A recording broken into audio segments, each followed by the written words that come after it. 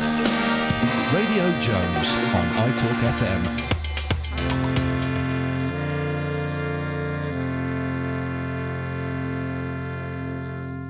It is Radio Jones indeed, and it's just after 20 minutes before 6 o'clock, and we're going over now to the United Kingdom to meet a gentleman called Tommy Robinson, who is part of the English Defence League.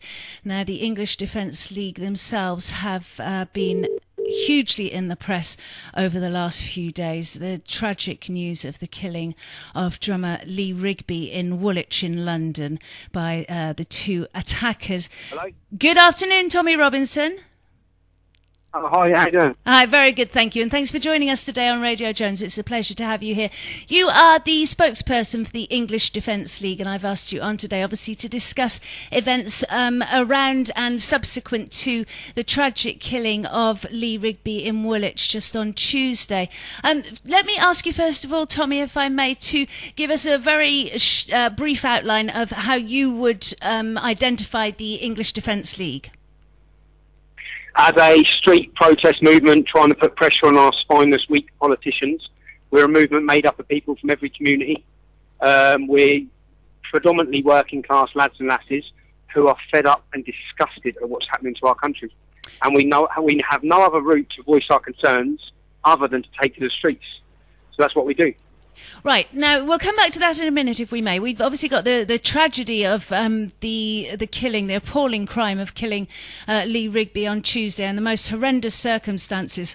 My initial reaction to that was to be disgusted by David Cameron and Boris Johnson, and also William Hague a few hours after that, coming out and referring to it as a terrorist attack, for the very simple reason, if I may say, Tommy, that at that point there was no proof that it was a terrorist attack. Now, we have to take our minds back to when it happened. There was no proof. There were two guys who were described in varying reports, sometimes as African, sometimes of Muslim appearance, but there was no actual proof. But that's your opinion. No. I think when someone starts hacking at someone's head and shouting Allah Akbar, I think it's quite apparent to every person that's a terrorist attack. No. That is in the name of Allah. That is in the name of Islam.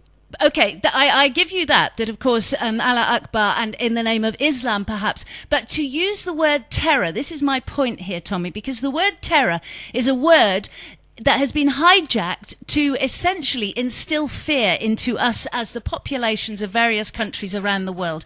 Noam Chomsky famously was famously quoted as... Yeah, well, I'll have to beg to differ with that. I'm sorry, but do you not think that they instilled terror into every single person in this country with that attack? Do you not think that their actions instilled terror into every single person? Well, no, I wouldn't say. I wouldn't say that particular crime. We're talking about that specific crime there. Terror, as we have been encouraged to think of terror. No, terror has become synonymous. So what you're saying is that them cutting off a man's head in the street, shouting Allah Akbar and telling passers-by that it's in the name of Islam, and next are your women and your children, you don't think that instills terror into all the people in this nation? Let's take a step back. You don't think that should be labelled as a terror attack? I don't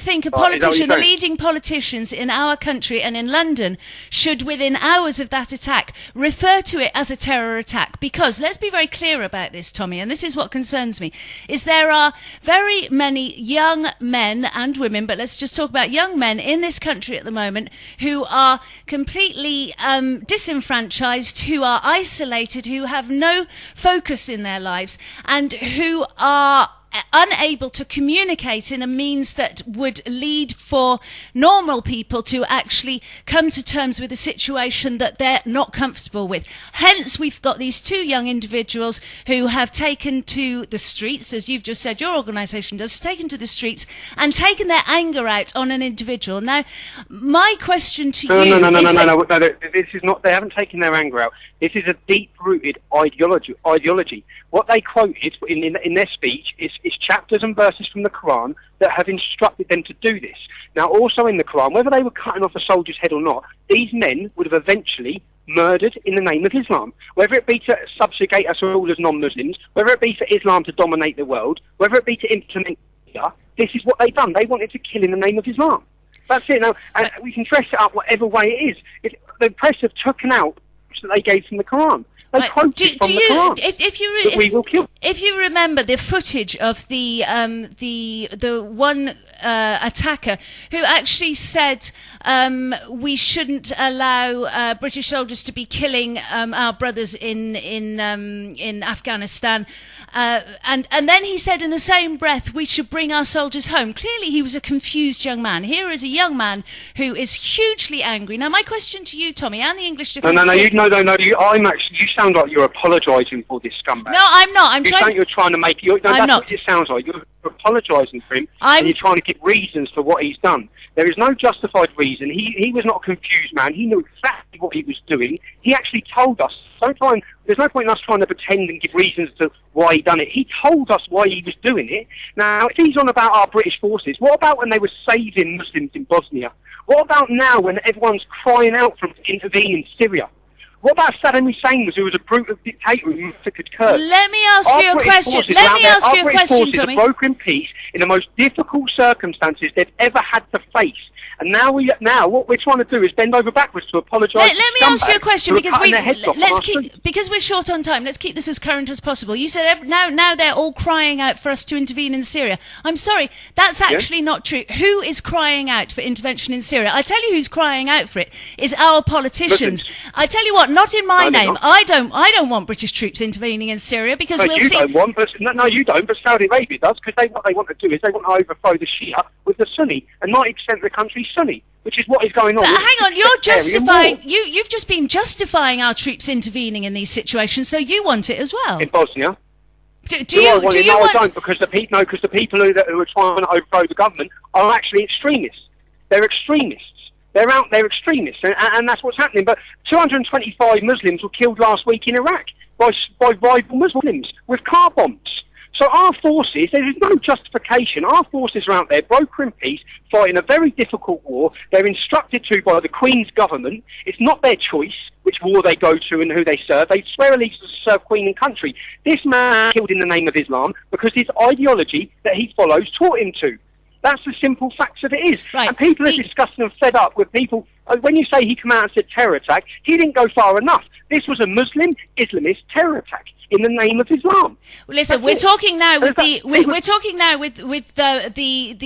advantage of time. We've seen that this can, I suppose, be identified as a terror attack. But my first point, Tommy, was that for Cameron to initially come out and say this seems to be inevitably a terror attack, to me it says one thing, and that is that our government is yet again looking for a reason to justify intervention in yet another part on the geopolitical spectrum on this planet where our government, the French government, the US government want to intervene for their own ends and with absolutely no respect for the populations living in those areas. Now, if you allow me to then continue, let me continue, because this is a very we're not intervening in Nigeria.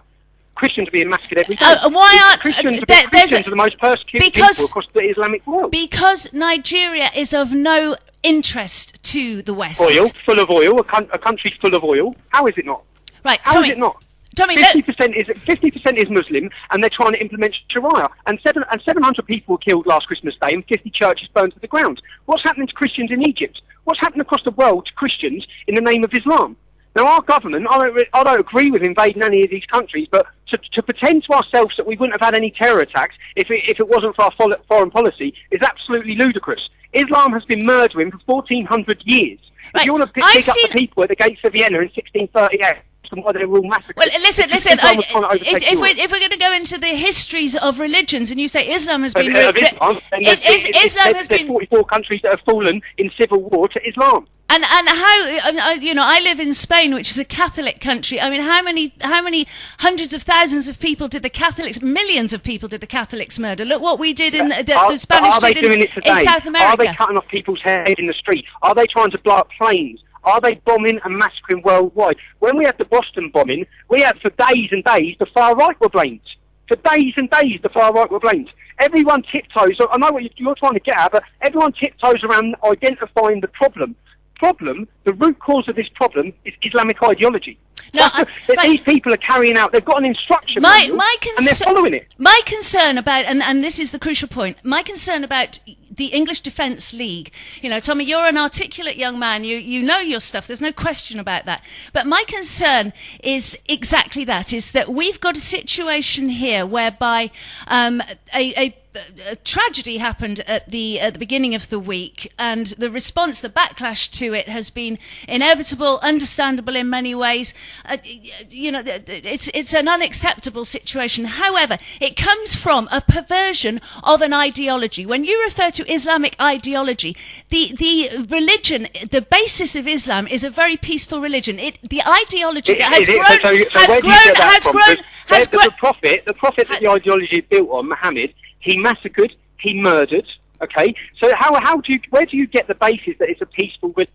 It's never been peaceful. The word Islam translated in Arabic means submit. It means surrender. So where does anyone get the basis to brainwash the whole of this our country's people that Islam means peace? Right. It's never meant peace. Never meant peace. Let me move on to the ideology of today, because this is what's important. We like it or not, we're living in a society where there are many young people of Islam backgrounds who have grown, who are born and grown up in this country. However, whose parents, whose grandparents, some of them still live in Middle Eastern countries, still living under Islam, in the most peaceful and distinguished way. There's no question about that. Really? Which country is that? Which country is that peaceful and distinguished? Is that Pakistan? Well, do you know what? Syria was until recently. Syria was. Syria was because it's ruled with an iron fist by a dictator. Right. Anyway, the point is, Tommy, is that you're Arab Spring, more like the Quranic winter. All we've seen is murder.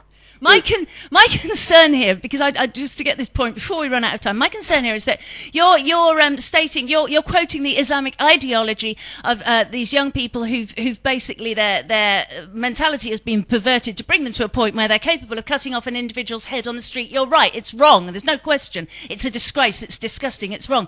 However, my concern about what the EDL are doing is that you are bringing up a parallel, only from a different culture, a parallel of young, disenfranchised young men in the United Kingdom who have no work, no jobs, no future. Most of them were brought up in single-parent families. They're probably living on benefits. I am stereotyping because Tommy. Research, they found that 70% of English Defence League supporters work, about 40% white-collar jobs. So you're stereotyping and you're wishing to blame the way that people feel on being disenfranchised or being poor, when quite frankly, whether you're rich or poor, you're middle class, you're working class, the people in this country are fed up of Islamist extremism. And it's not being tackled. And you're right, it's not being tackled. It is disgusting, it is sick, but all we're doing is dealing with the symptoms and mopping up the symptoms every time. No one dare mention the root cause. No one dare even mention that the cause of this is the text and scripture within the Quran. That's it. And whether we like it or not, across Europe, everyone is rising up against it. Everyone's had enough. What you're seeing now in this country is the people standing up. It started off when they abused our troops in Luton. What was done about it? Nothing. English people were arrested. Then they done it again in Dagenham. Nothing. Then they set fire to our poppies. Nothing's done. Now they're cutting off our soldiers' heads on the streets of our capital. What's going to happen? When is something going to change? When are we going to see light at the end of the tunnel for our people in this country? But from what we know of these two individuals, these are guys who were born and brought up in the United Kingdom. What about us? What about us as a society being responsible for those two guys and how they've turned out? I've heard you mention where you've grown up. I've heard you on other interviews mention about how it's not us. It's not us as a community. It's Islam's responsible for how they've turned out. And Jem Chowdhury is actually probably responsible for how they've turned out. But he'll still be holding demonstrations. He'll still be spiting his vile against our troops. Not arrested, not harassed by police in any sort of way, not challenged by the Muslim community of this country in any way. So when are we going to see Muslims taken to the street, as we saw a few months ago, 25,000 of them marching through Birmingham calling for blasphemy laws? When are those 25,000 going to take to the streets in disgust at what their fellow brothers are doing? Right, Tommy, let me ask you, because we're going to run out of time any minute now. What is it that the English Defence League wish for? We want peace, but we haven't got it. We want Muslims to integrate and assimilate same way Sikhs, Hindu, Jews, West Indians, Irish, the same way every other community has come to this country, embraced it and loved it and has succeeded and are a complete credit to their community. We want Muslims to do the same. We want Islam to do the same. We want it to reform. We want Muslims to wake up and realise that the tide is turning against their ideology, and they must reform if they wish to succeed in the West. That's it. Our freedom and our democracy mean more to us than their Sharia. That's it. They need to denounce Sharia and wish to be British citizens. That's it. That's what we want, but I think that's a long shot away from getting there. Well, until we have a leader in this country who's going to actually name the problem and be brave enough to tackle it, as soon as you name this, I live under constant threat. I have to walk around in a bulletproof vest. I've had terror attacks planned to kill me, plans to decapitate my kids' heads. I've had 4 official government Osman warnings. I've had the police offer me new identification and to take my family into witness protection for their own safety. All because what? Because I want a safe future for my kids. And because I dare to speak out against Islam. I dare to criticise it. That's the problem. That's the problem. No point blaming ourselves for how these men have turned out. They're following an ideology and it needs tackling. Tommy Robinson, wonderful stuff. I'm very, very grateful for your contribution today here on Radio Jones. Thank you so much. What radio station is this? This is iTalk FM. iTalk FM. iTalk FM. But thanks a lot. Tommy Robinson is the spokesperson for the English Defence League. Thanks so much. Bye-bye.